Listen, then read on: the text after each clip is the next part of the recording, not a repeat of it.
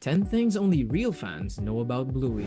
Bluey teaches kids that their parents are actual individuals with goals, weaknesses, and lives of their own.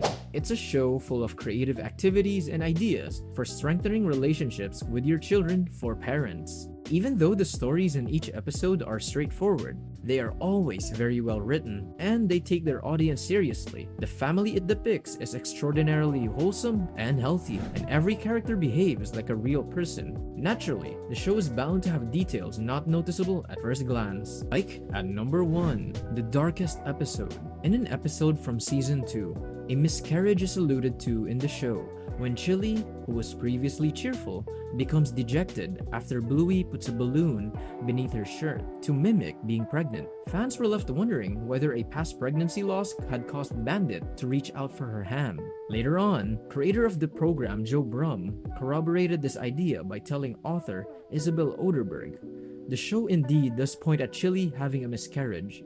Quite a dark theme for such a wholesome show, and it's really easy to miss as well." At number 2, some episodes being banned. Even though Bluey is a mainly innocent show, there have been a few episodes that have been censored or straight up banned for various reasons. Some were removed because they were thought to be endangering children, while others were changed for more ridiculous reasons, such as discussing feces. The majority of scene edits and removals occurred because the show had to adhere to Disney Plus's stringent content requirements in order to be allowed to air. However, there was one exception to this. Season 3, episode 29, titled Exercise. The episode had a lot of controversy around it. When the show began, Bandit was depressed and weighed himself, which sparked a lot of criticism. He even reaches out and grabs his sides, clearly agitated, and Chili follows suit. This tone is completely at odds with the rest of the show, which has consistently emphasized self-acceptance and positivity, even while discussing topics like healthy living. In the end, the episode's opening minute was taken down by all international distributors. Exercise is possibly the only censored episode of Bluey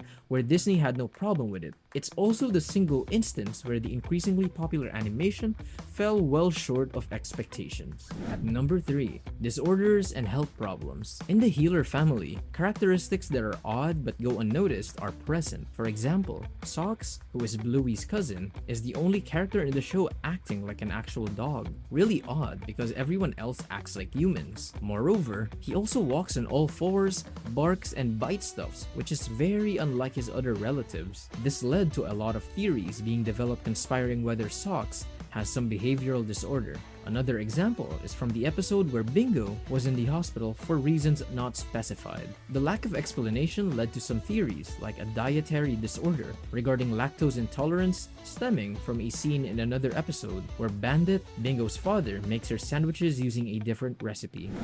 Number 4. The first episode never aired. Creator of Bluey, Joe Brum, calls the unaired Bluey pilot an absurd little sketch because it was unclear to whom it was meant to appeal. We weren't getting much traction with the pilot because it was a bit hard for people to see what it would be. Brum clarified it was going to be a kids thing, and then we weren't getting much traction with the pilot because it was a bit hard for people to see what it would be. It got shown around, but I don't think people knew what to do with it. He continued. They're like, look, this breaks all standards and practices rules. Is this for kids? Is this for adults? Sadly, this original Bluey pilot was never shown on television due to concerns that it did not focus on a certain target group. Following the failure of this initial pilot, Brum produced a script for an adult-oriented cartoon that he refers to as an R-rated Peppa Pig. He finally pivoted back to preschool and looked at Bluey again. Even though it was still in its early stages, Brum recognized Bluey's promise right away. It needed developing, he stated, but the seed was there. The failure of the pilot episode is what led to the greatness that Bluey is now today. At number 5, Bandit loves Indiana Jones. The films of the 1980s undoubtedly influenced Bandit, who was born and raised in that decade and has pleasant memories of it. Which franchise began operations in 1981? Exactly, Indiana Jones. Signs that he's a big admirer are typically woven throughout the narrative, though they're easy to overlook. Consider the scene where he is gleefully throwing Bluey onto a beanbag for not having a ticket while he is inspecting everyone else's. Ticket. Oh, I don't have one. No ticket. Indiana Jones and the Last Crusade is referenced in such way, but there's still more. He and the girl play raiders in Yoga Ball, emulating Raiders of the Lost Ark, and taking inspiration from the scene in which Indiana Jones dodges a boulder. Although we can't be positive, it's most likely not a coincidence that Bandit becomes an archaeologist because of Indiana Jones.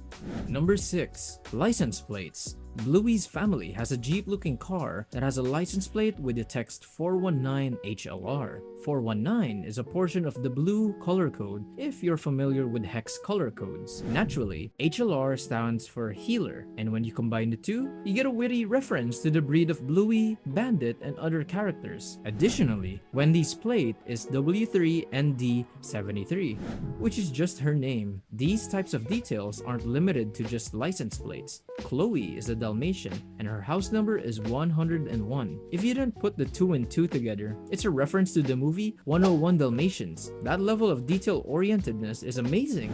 Number 7. A happy accident. Daley Pearson, the show's producer, reportedly doesn't mind if people are confused about Bluey's gender, according to New Idea.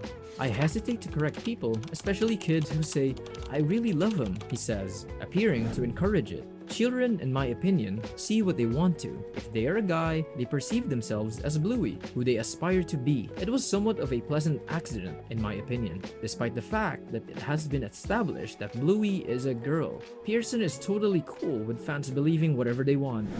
And number 8. Aussie tributes. Bluey has become a global sensation. However, the incorporation of several actual locations, Brisbane in particular, influencing much of the healers and a company's surroundings, represents its Australian identity. For example, Chili and Bandit's balcony offers a stunning perspective of locations like the Story Bridge. In Piggyback, the Noosa River and its big pelican also seems to be included. Then there's the ice cream episode, which has a ton of examples, including the skyline, the Wheel of Brisbane, the Grand Arbor, and the Queensland Performing Arts Centre. The list is endless, and the program's geographic clues even extend beyond its own country. Nevertheless, once we know to search for it, most of us only then notice these kind of stuff. Number 9. Reference to The Simpsons. You probably won't be able to immediately mention The Simpsons if we ask you what other television shows Bluey reminds you of. However, it turns out that the former has a good number of apparent references to the latter animation. In the movie The Sleepover, a comically groggy Muffin declares with pride, "I am the Flamingo Queen." When we see that, it's difficult not to imagine Lisa, who is also making references to The Doors, I am the Lizard Queen! uttering things that sound a lot alike. Do you recall Bentley's request regarding the monkey bars? I'd like to get down now. Something similar has been witnessed before. Similar to The Simpsons, Bluey pays tribute to the famous knife scene from Crocodile Dundee. Sandwich. It's a knife. That's not a knife. These are just a couple of examples, but they're too good to ignore. And number 10. Blue and Bingo's actresses are unknown. You will notice that the performers who play Bluey and Bingo never have their names listed in the Bluey credits. This is because, in order to preserve their anonymity, the actors, who are the children of members of the show's production crew, are not given credit. In an interview with Kidspot, Melanie Zanetti backed the crew's choice to keep the actors' identities secret. All the children on the show are members of the family of people in production. Zanetti stated, "I am so glad that the creatives on the show decided that no one would be in the credits to protect the young cast. Taking into account the extent of fandom obsession, this looks like a wise choice." And this was it for 10 things only real fans know about Bluey. Comment down below how many of these you already knew, and let us know any super secret details that we might have missed. And as always, hit the like button, subscribe, and click on one of the videos popping up to see more interesting stuff. And we'll see you in the next video.